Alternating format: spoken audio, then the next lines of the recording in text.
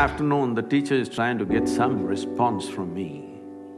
After about 35–40 minutes, I'm just looking at him. I don't even hear what he's saying. I know this man's past, present and future, but I don't hear the question. Because I never understood, why the hell am I going to the school? Nobody explained to me. It's very… please, whatever I say, please, I want you to listen to this carefully because it could be misunderstood completely. Because when I was 4–4.5 years of age, one thing struck me, that suddenly I did not know anything. I do not know anything means I do not know anything at all. If somebody gives me a glass of water, I do not know what is water. Well, I know I can drink it, I can use it, I know how to use it, but I don't know what it is. So I keep staring at the water for hours on end. Well, actually the fact is, even today you don't know what is water, if you really look at it. We know how to use it, we know how to destroy it, but we don't know how to… what it is really. With all this scientific exploration, we do not know one single atom in its entirety. We know how to break it, fuse it, make a bomb out of it, all these things we know, but we don't know what it is. So if I found a blade of grass, I'm just staring at it for hours. If I sit up in the night in the bed, I'm simply staring in the darkness. My dear father, being a physician, started thinking that I need psychiatric evaluation. You're just too late. My problem was, I look at this and I don't know what this is. They're asking me to look at that.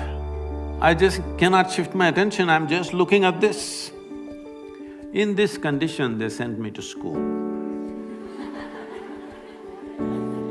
My mother said, don't look here and there, pay attention to the teacher. I went and looked at the teacher. Absolute attention to the teacher, the kind of attention they'd never received in their life. Many things happened in this, I don't want to go into the detail. When about 9 years ago, this school where I studied for a couple of years, that's the only school where I stayed for 2 years. So they came to invite me for their 125th anniversary. I said, see, why me? I was not just a not good student, I was not even a student. Because I didn't have a textbook, I didn't have a notebook, I just went. I just had a bicycle. I thought it was good enough. So, I said, why me? Please, I'm not a good example for the students. They said, no, our school has produced union ministers, our school has produced cricketing stars, film stars, you are the only mystic, you have to come. So I went. So I went and sat there in the quadrangle, the same oppressive buildings, and… no, this is my experience, I'm saying.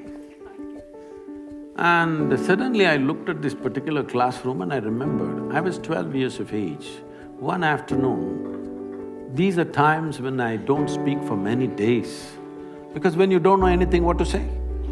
I'm still trying to drink in the creation around me, I'm paying attention to the leaf, to the… everything. Man, woman, child, animal, plant, anything, I'm just paying attention to everything, I still not figured out a thing. So there's nothing much to say, so I don't speak.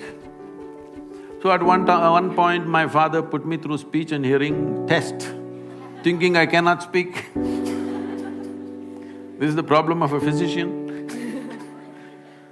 Then that afternoon, the teacher is trying to get some response from me. After about 35–40 minutes, I'm just looking at him. I don't even hear what he's saying. I know this man's past, present and future, but I don't hear the question. After 35-40 minutes, he got so frustrated and angry with me. He came and held me by the shoulder, shook me like this violently and said, "You must either be the divine or the devil. I think you're the later." I didn't feel insulted or abused, I just thought about this. Because till then, I did not know what is this, what is this, what is that, what is that. Everything is a question mark, the entire universe.